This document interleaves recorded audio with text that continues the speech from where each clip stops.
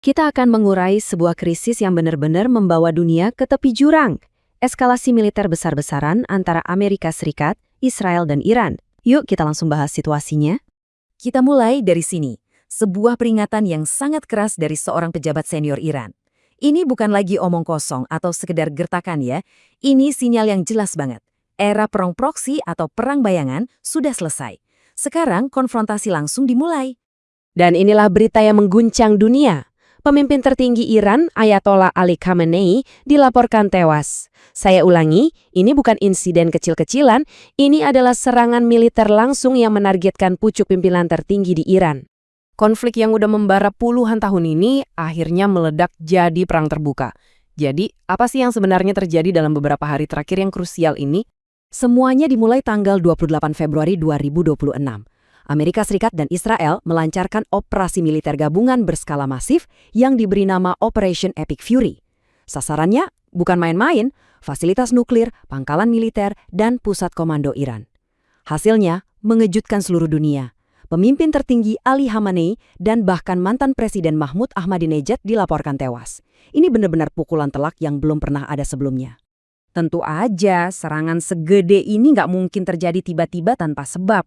Untuk benar-benar paham situasinya, kita perlu mundur sedikit dan melihat akar masalah yang udah sangat dalam di antara semua pihak ini. Di sini kita lihat ada dua narasi yang, tabrakan banget. Di satu sisi, Amerika dan Israel bilang tindakan mereka ini adalah langkah pencegahan. Tujuannya untuk melumpuhkan program nuklir Iran yang mereka anggap sebagai ancaman eksistensial. Di sisi lain, Iran melihat strategi mereka, yaitu memperluas pengaruh lewat poros perlawanan yang melibatkan sekutu seperti Hezbollah dan Houthi sebagai cara bertahan dari dominasi Barat. Dua sudut pandang inilah yang jadi bensin konflik selama ini. Sejak revolusi Islam tahun 1979, hubungan AS-Iran itu nggak pernah benar-benar baik. Tambahkan lagi sanksi ekonomi yang mencekik, perang proksi yang berkecamuk di seluruh Timur Tengah, dan serangan-serangan dari sekutu Iran terhadap kepentingan global. Nah, semua ini tuh potongan puzzle yang akhirnya membentuk gambaran perang terbuka yang kita lihat sekarang. Setelah serangan awal itu, situasi langsung memanas dengan super cepat.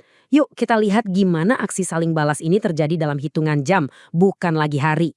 Coba lihat deh seberapa cepat semua ini terjadi.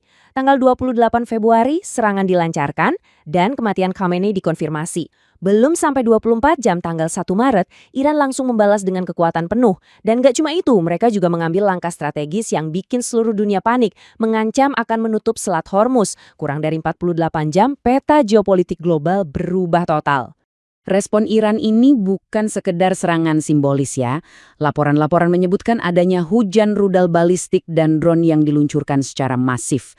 Ini adalah sebuah pertunjukan kekuatan militer yang dirancang untuk mengirim pesan yang sangat jelas. Iran akan melawan habis-habisan. Dan jangkauan serangan balasan ini gila, luas banget. Gak cuma menargetkan Israel dengan laporan rudal menghantam Tel Aviv, tapi juga menyasar jaringan 27 pangkalan militer AS di seluruh kawasan. Sirene meraung di kota-kota besar kayak Dubai dan Doha, dan bahkan bandara internasional dilaporkan mengalami kerusakan. Intinya, konflik ini langsung menyebar melewati batas-batas negara. Tapi perang ini efeknya bukan cuma di medan tempur loh, dampaknya langsung terasa di seluruh dunia, terutama pada stabilitas ekonomi global kita semua. Sebelum kita ngomongin ekonomi, kita harus lihat dulu dampak kemanusiaannya.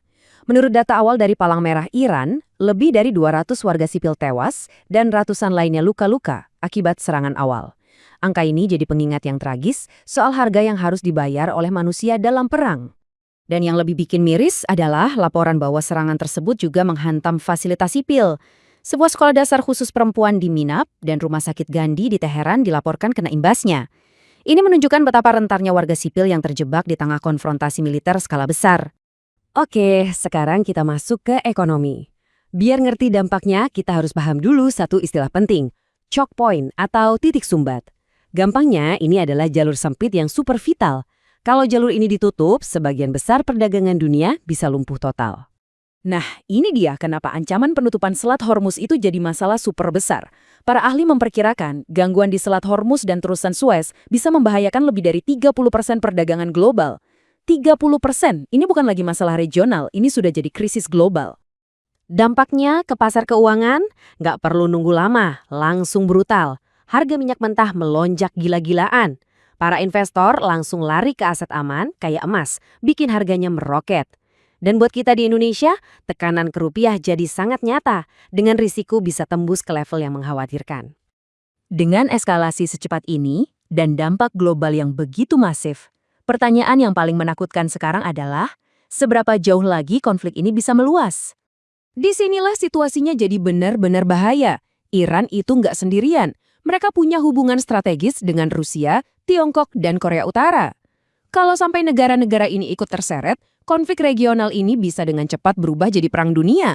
Apalagi, kondisi global saat ini udah tegang karena perang di Ukraina dan Laut Cina Selatan. Para ahli bahkan sudah memperingatkan kalau pintu menuju Perang Dunia Ketiga sekarang terbuka lebar. Di tengah semua kekacauan ini, hukum internasional benar-benar diuji. Kutipan dari Piagam PBB ini jadi pusat perdebatan. Apakah serangan awal itu tindakan membela diri yang sah atau justru sebuah agresi yang melanggar kedaulatan negara lain? Dunia pun terbelah dalam menjawabnya. Melihat ini, banyak negara termasuk Indonesia langsung bersuara dan menyerukan semua pihak untuk menahan diri. Indonesia bahkan menawarkan diri untuk jadi penengah, menekankan bahwa dialog dan diplomasi adalah satu-satunya jalan keluar untuk mencegah bencana yang lebih besar lagi. Dan kita akhiri di sini dengan satu pertanyaan besar. Mesin perang sudah dinyalakan, diplomasi tampaknya menemui jalan buntu. Pertanyaannya sekarang bukan lagi apakah perang bisa terjadi, tapi bagaimana cara dunia menghentikan ini semua sebelum benar-benar terlambat. Sebuah pertanyaan yang untuk saat ini belum ada jawabannya, dan nasib kita semua bergantung padanya.